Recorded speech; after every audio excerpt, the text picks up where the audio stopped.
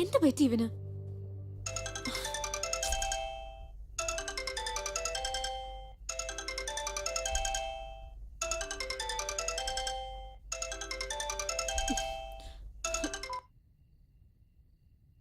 Hello. Hi സന്ധ്യ. ആരാ? ഞാനാ നേഹ. ഓർമ്മയില്ലേ നിനക്ക്? അരുണിന്റെ കൊളീഗ്. ഓ ഹായ് നേഹ, സുഖല്ലേ? എനിക്ക് കുഴപ്പമൊന്നുമില്ല. നിനക്ക് അത്ര സുഖമില്ലെന്ന് തോന്നുന്നു. എന്ത്? നിനക്കൊരു ഷോക്കിംഗ് ന്യൂസ് ബേബി. പ്രേമം പ്രേമം എന്ന് പറഞ്ഞ് നിന്റെ പുറകെ വരുന്ന നിന്റെ ഫിയോൻസി ഇപ്പോ എന്റെ പുറകെയാ, അറിയോ? What the hell നേഹ, എന്താ നീ പറയുന്ന? ഞാൻ പറയുന്ന സത്യമാ ബേബി. എന്താ നിനക്ക് ഫീൽ ചെയ്തോ?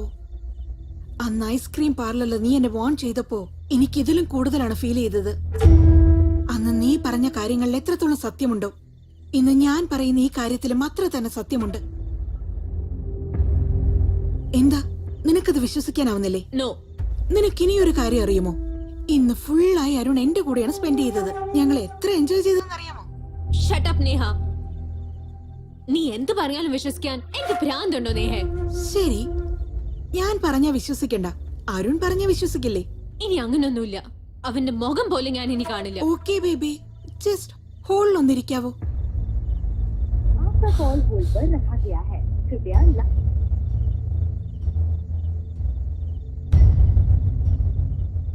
സന്ധ്യ, അയ്യോ സന്ധ്യക്ക് കോളിയാണ്, ഞാനത് മറന്നുപോയല്ലോ. നേഹ കോളിങ്ങോ? എന്താ എന്റെ ഫോൺ സൈലന്റിലുള്ളേ? ആ നേഹ. ഹലോ അരുൺ, നീ വീട്ടിലെത്തിയോ? ഇനിയില്ല, ഓൺ ദ വേ. അടുത്തന്നെയുള്ളേ. അതിരിക്കട്ടെ, ഇന്ന് നമ്മൾ രണ്ടുപേരും നന്നായി എൻജോയ് ചെയ്തില്ലേ? നിനക്കെന്താ തോന്നുന്നേ? Yeah Neha, we enjoyed a lot. ജീവിതത്തിൽ മറക്കാനാവാത്ത ദിവസം. ഇനിയൊരു തവണ നിനക്ക് വേറെ ആരുമില്ലെന്ന് പറയാം. Thanks Arun, thank you so much. Okay, bye. By.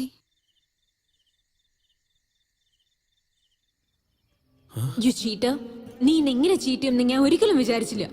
ഇനി എന്റെ ജീവിതത്തിൽ വന്നു പോയേക്കരുത്. I hate you, I hate you, I hate you. Good bye. ഓർമ്മകൾ നോവുകളാകും ഈ വേളയിൽ ഇണപിരിയും വെൺപ്രാവുകളായി മനമിമ ചിമ്പാതിനി ഞാനും കാക്കുവിതാ. നിന്നെ കാണും കണ്ണുകളാൽ ഇനി നിന്നെ കാണാതെ ഇനിയൊരു നാളും കാഴ്ചയതെന്തിന് ഇനിയും നൊമ്പരമായി.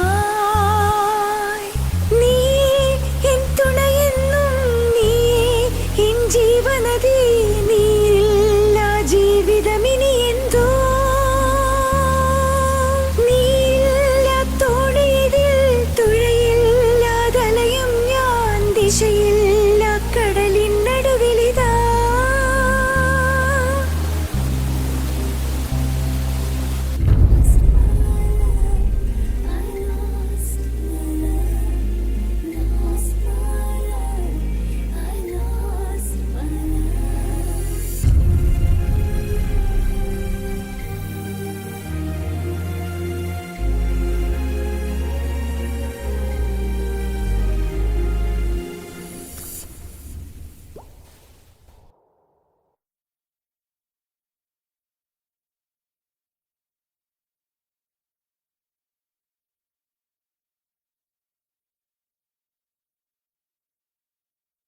അച്ഛാ, എനിക്കൊരു കാര്യം പറയണം. അരുണെ കല്യാണം കഴിക്കാൻ എനിക്കിഷ്ടമല്ല. എന്താണ് ഇഷ്ടമില്ലാത്ത? ഞാൻ അപ്പോഴേ പറഞ്ഞതല്ലേ അന്ന് തന്നെ കല്യാണം നടത്താന്ന്. എന്റെ വാക്കിനല്ലെങ്കിൽ വിലയില്ലല്ലോ. ഇപ്പൊ കണ്ടില്ലേ അവൾ എന്താ പറഞ്ഞെന്ന്? എന്റെ മോള് കാരണമില്ലാതെ ഒന്നും പറയില്ല. അങ്ങനെയല്ല. നീ പോയിക്കോ. ഞാൻ എത്രയോ തവണ കോൾ ചെയ്തു, മെസ്സേജ് ചെയ്തു, ഒന്നിനും റിപ്ലൈ കിട്ടിയില്ല. റീസൺ പറയാതെ അവോയ്ഡ് ചെയ്യുമ്പോ അതിന്റെ പെയിൻ ഭീകര. അതുകൊണ്ട് ആ കാര്യം അറിയാൻ വേണ്ടി സന്ധ്യയുടെ വീട്ടിലേക്ക് വന്നിരിക്കുക. സന്ധ്യേ, സന്ധ്യേ, സന്ധ്യ. അങ്കിൾ സന്ധ്യ എവിടെ? സന്ധ്യ താഴോട്ട് വാ. എന്തിനാ വെറുതെ ഒച്ച വെക്കുന്നേ? അവളെന്താ തല്ലാൻ പോവാ? തല്ലാൻ പോവാന്നോ? എന്തൊക്കെയാ അങ്കിൾ പറയുന്നേ? എന്റെ മോൾക്ക് നിന്നെ ഇഷ്ടല്ലടാ. അതെന്താ ഇഷ്ടമല്ലാത്തെന്നാ ചോദിക്കുന്നേ? ആന്റി നിങ്ങളെങ്കിലും ഒന്ന് പറയൂ ആന്റി. അത് പിന്നെ ഞാൻ ഒരു തവണ സംസാരിച്ചോട്ടെ അങ്കിൾ. അങ്കിൾ അവിടെ നിക്ക്. അങ്കിൾ പ്ലീസ് വരാൻ പറഞ്ഞില്ലേ? അച്ഛാ, അരുൺ ആരാന്ന് പോലും എനിക്ക് അറിയില്ല.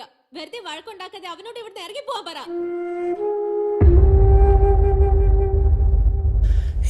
എന്തു കുറ്റം ചെയ്തു ഞാൻ നിന്നിൽ നിന്നു മകളാനായി നെഞ്ചു തകരും ഓർമ്മകളായി നീ എന്നിൽ മായാതെ കണ്ണുനീരും ഇന്നോ കണ്ണിലെന്നും മായാതെ നിന്നെ കാത്തു നിൽപ്പൂ ഏകനായി വീതിയിൽ തിരിനാളം പോലെന്നിൽ എരിയുന്നു നെഞ്ചിലോർമ്മത്തിയായി എന്നാളും എൻ കൂടെ എന്ന നിന്റെ വാക്കു നീ മറന്നോ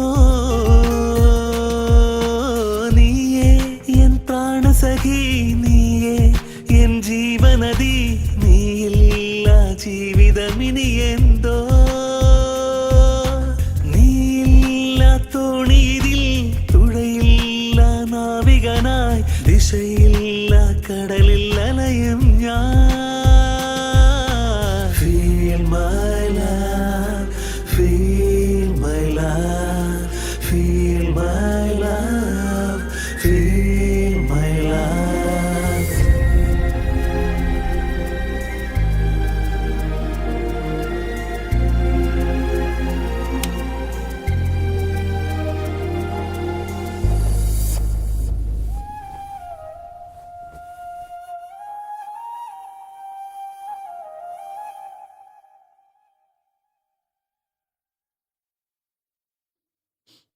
കരയായിരുന്നോ? ഇല്ല. കുട്ടികളാവുമ്പോൾ ആഗ്രഹങ്ങൾ സാധിച്ചെടുക്കാൻ കരച്ചിലിന്റെ വഴിയാണ് അവർ സ്വീകരിക്കാറ്. എന്നാൽ മുതിർന്നവരാണെങ്കിലോ നമുക്കിഷ്ടപ്പെടാത്തത് മറക്കാൻ വേണ്ടി ഇങ്ങനെ ആരും കാണാതെ ഒരിടത്ത് വന്ന് കരഞ്ഞുകൊണ്ടിരിക്കും. ജീവിതം എന്ന് പറഞ്ഞാൽ അങ്ങനെയാ. അമ്മേ,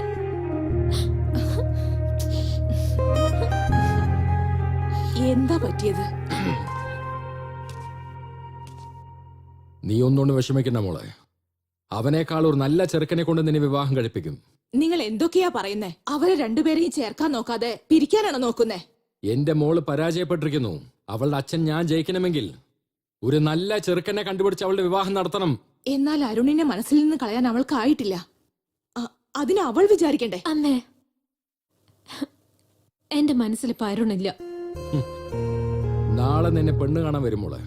നീ പരാജയപ്പെട്ടു, പക്ഷെ അച്ഛനെ ജയിപ്പിക്കണം നീ. ആ,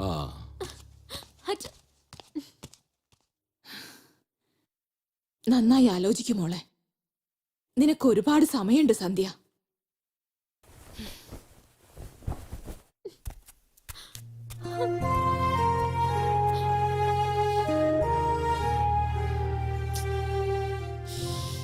രണ്ടുപേരും തമ്മിൽ ഒരുമിച്ചിരിക്കണമെങ്കിൽ എന്തെങ്കിലും ഒരു വിഷയത്തിൽ ഡിപ്പെൻഡ് ചെയ്യണം അല്ലേ? അതാണ് അണ്ടർസ്റ്റാൻഡിങ്. അങ്ങനെ അല്ലെങ്കിൽ ആരുടെ ജീവിതമായാലും സെക്കൻഡ് കൊണ്ട് കൊളാപ്സ് ആവും. എന്റെ ജീവിതത്തിലും നല്ലപോലെ അണ്ടർസ്റ്റാൻഡിംഗ് ഒക്കെ ഉണ്ട്. പക്ഷേ അത് എനിക്കും അരുണും തമ്മിലില്ല. അരുണും നേഹം തമ്മിലാ.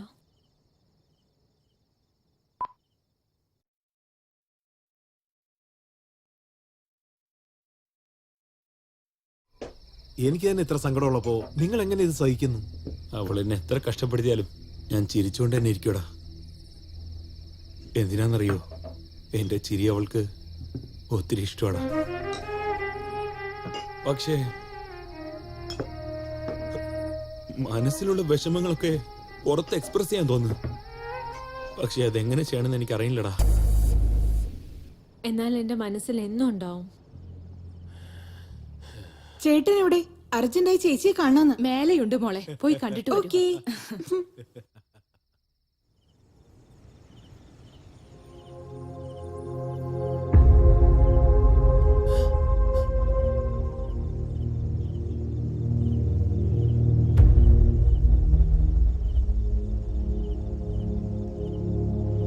ആരാന്ന് പറയേ, കാണട്ടെ. ആരാ?